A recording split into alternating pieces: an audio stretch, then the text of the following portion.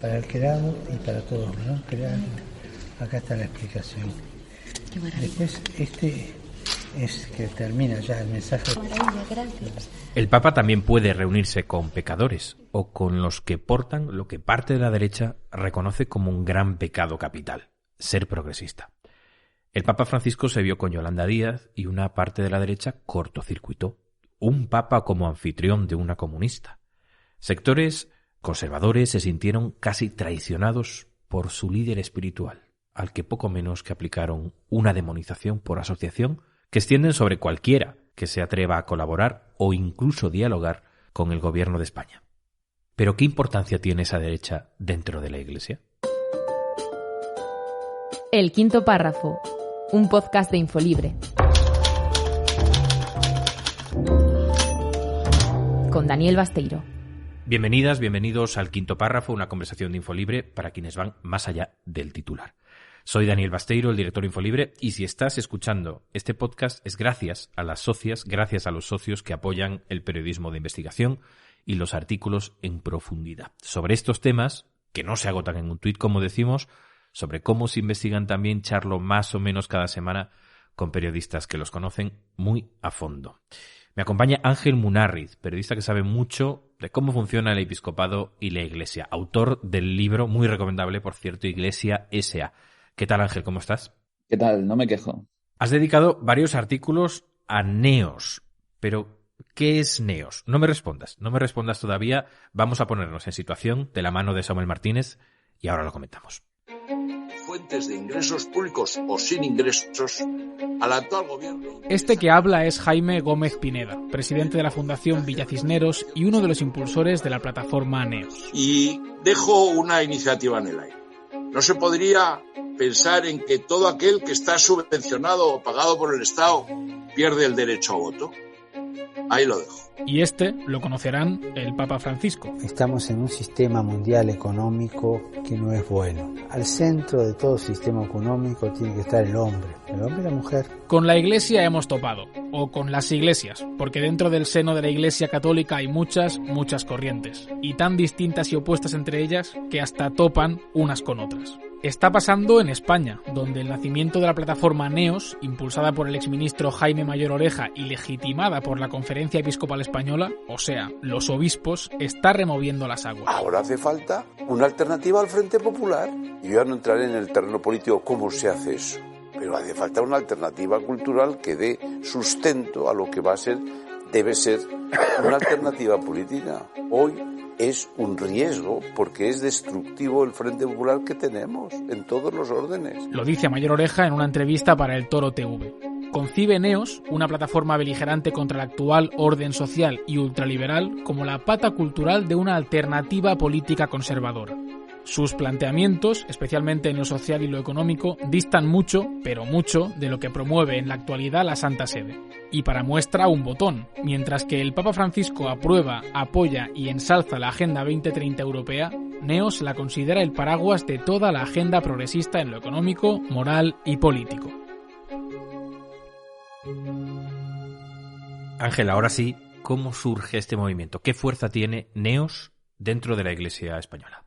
Surge de una amalgama de grupos que buscan tener una marca, una mayor visibilidad y un mayor alcance político y mediático a través de una articulación concreta, que en este caso es Neos, ¿no? Las preocupaciones que comparten son fundamentalmente la de ver la esencia cristiana de la sociedad española en peligro por una deriva que viene de atrás, pero que es acelerada por este gobierno, que es fundamentalmente a lo que se oponen. Y pretenden dos cosas. Una, dar lo que ellos llaman una alternativa cultural a la izquierda en temas sensibles desde el punto de vista católico, vida, es decir, aborto, eutanasia, familia, donde está implícito el reconocimiento único de la familia tradicional, ya sabemos lo que eso excluye, nación, corona, y pretenden también arrastrar a posiciones duras a la derecha, que es el anhelo de su principal referente, Jaime Mayor Oreja, que tiene como aspiración la unidad de lo que él llama el centro derecha, PP y Vox, bajo la bandera de esos valores cristianos. Su influencia en la Iglesia Católica, pretenden buscarla, pretenden condicionarla, porque pretenden ser un altavoz con fuerte presencia mediática en el ámbito conservador y con calado político, y han recibido de momento una muy cálida bienvenida a través del portavoz y secretario general de la Conferencia Episcopal, Luis Argüello. Es decir, que es un movimiento que derechiza o que pretende derechizar a la Iglesia para construir esa alternativa a la izquierda, ¿no?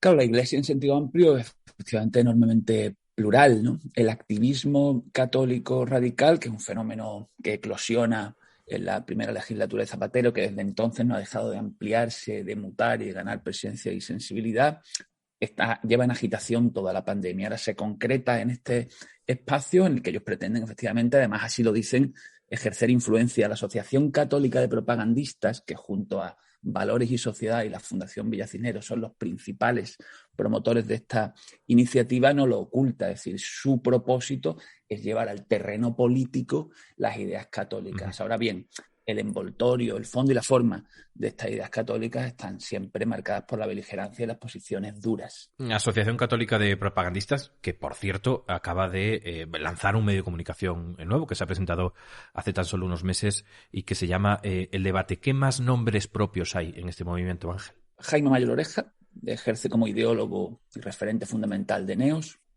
el presidente de la Asociación Católica de Propagandistas, Íñigo Bullón de Mendoza, que digamos sería la voz más puramente católica y de valores tradicionales dentro de ese espacio, y en la Fundación Villa Cisneros, Íñigo Gómez Pineda, que es su presidenta, y María San Gil, hija política de Mayor Oreja, que es la vicepresidenta. Esos serían los principales referentes de ese espacio, que está respaldado por todas las organizaciones que están dentro de One of Us. One of Us, uno de nosotros, es una red europea de organizaciones católicas duras con una agenda provida y antiderechos LGTBI, en el que están nombres también muy activos dentro de este mundillo, como por ejemplo Hazte Oír. En tu artículo dices que Neos defiende un no a la eutanasia, un no al aborto, un no a la identidad de género, derechos de género, la defensa de la presencia de la educación religiosa, de la religión en el sistema público y esa libertad de elección así llamada. Pero esto no es lo que viene defendiendo tradicionalmente la Iglesia Católica. La Iglesia Católica,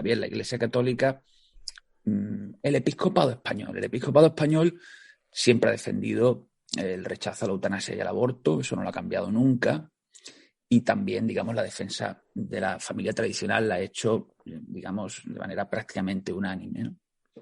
¿Cuál es la diferencia, no? Porque lo digo porque también hay una iglesia de base con posiciones distintas, más comprensivas, más abiertas y más mundanas sobre estos asuntos. ¿Cuál es el rasgo distintivo de este mundillo ultracatólico? El envoltorio. Es decir, no es solamente un rechazo a la eutanasia y al aborto, es también que esa agenda provida se enmarca dentro de una defensa de un sistema de valores y de una esencia cristiana de lo que ellos llaman la civilización occidental, que estaría amenazada por el avance del multiculturalismo.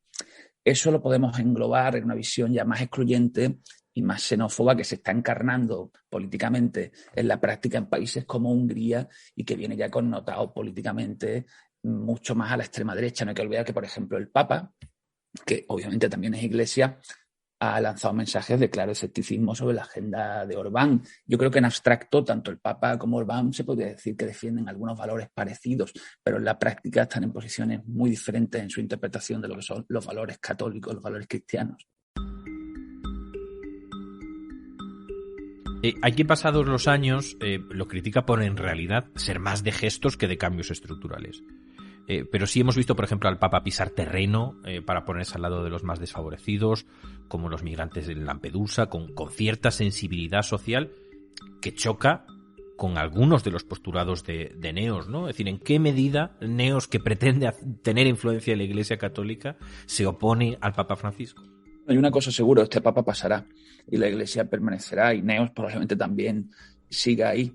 A mí los choques más elocuentes entre la posición del Papa y la de la derecha católica radical española, concretamente Neos, me parecen en torno a lo climático y a lo que se ha dado en llamar la Agenda 2030. Esto es el diablo encarnado desde el punto de vista de Neos, que ve ahí un coladero para toda la ideología progresista en los campos económicos, moral, de restricción de libertades, porque son también muy, digamos, liberales desde el punto de vista económico, ¿no? En cambio, el Papa se ha significado públicamente a favor de este proyecto de la ONU. Ahí hay evidentemente un punto de colisión que no solamente es la Agenda 2030, sino toda la trastienda ideológica que tiene detrás, el rechazo a eso, que además permite a Neos, por cierto, conectar también con toda esa onda en crecimiento conspiranoica y negacionista que durante la pandemia ha estado muy próxima en algunas ocasiones a los postulados de la derecha católica radical. Vamos ya con los comentarios y preguntas de las socias y socios de Infolibre.